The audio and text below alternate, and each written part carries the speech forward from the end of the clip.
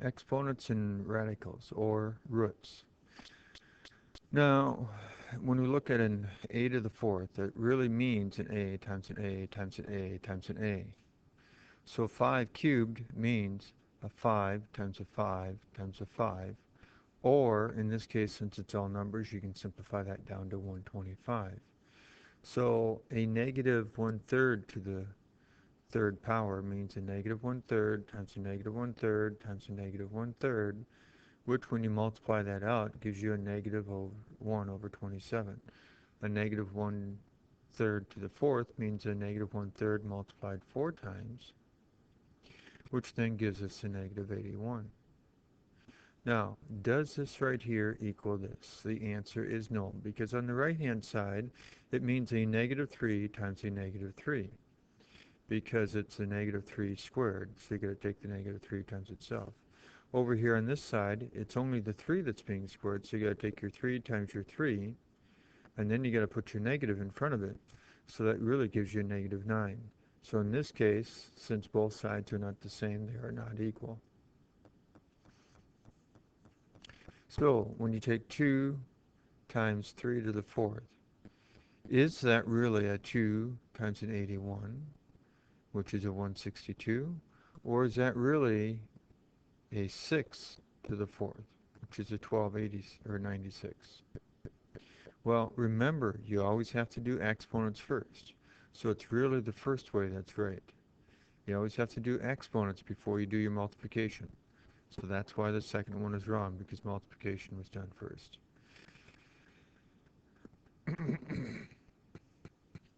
A to the 0, pretty much anything to the 0 is 1, with the exception of 0 to the 0. 0 to the 0 is referred to as an indeterminate form, and you'll learn how to work with that in calculus. But anything else other than 0 raised to the 0 is 1. Remember, a negative exponent pretty much just means the reciprocal, so you got to move it to the other part of the fraction, and then it becomes a positive exponent. So our 2 to the negative 5 is really 1 over 2 to the 5th, because when you're looking at this,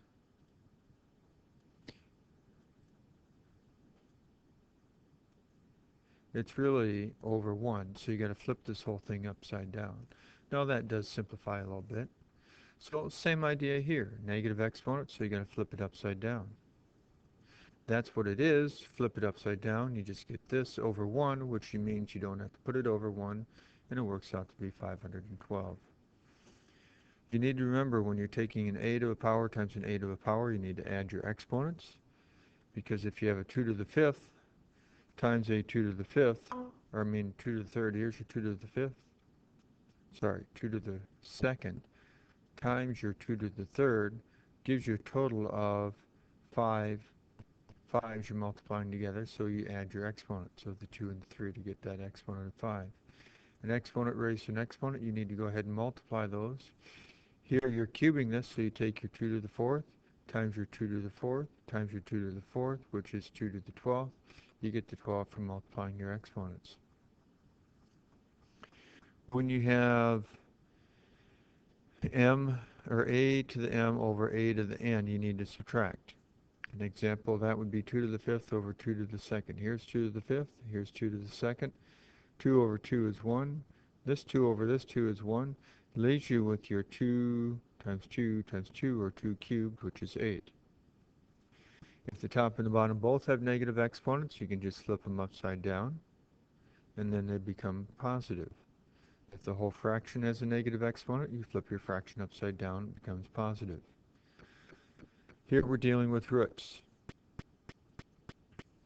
Now, when we're looking at this, 0, 5th root of 0 really means what number to the 5th power is 0. And in this case, it is 0. 4th root of 16 really means what number to the 4th power is 16. And in this case, that's 2, so the 4th root of 16 is 2. Cube root of 27 means what number to the 3rd power is 27. In this case, that's 3, so your answer is 3.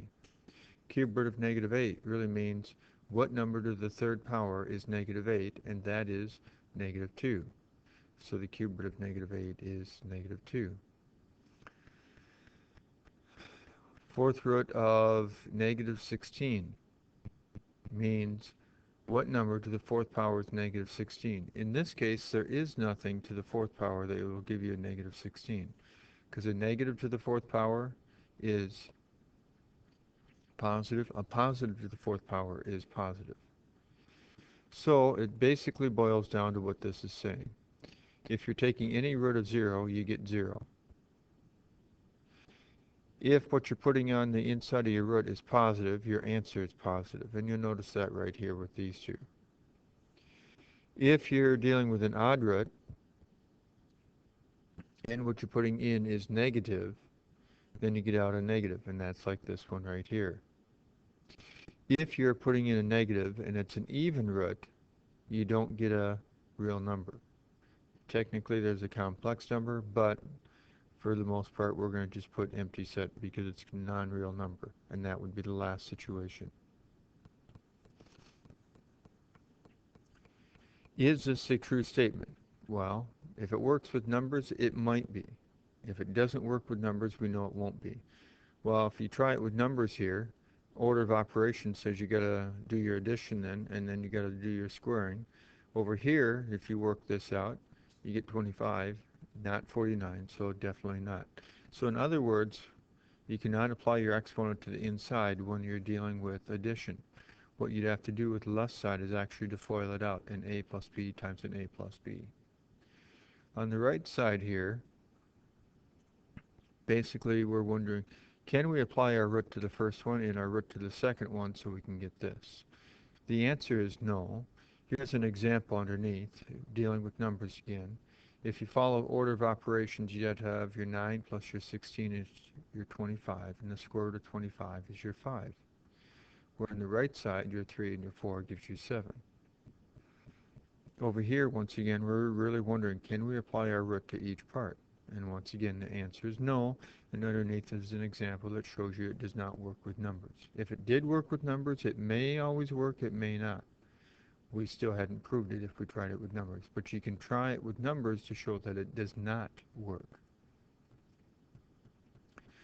So here we're dealing with fractional exponents.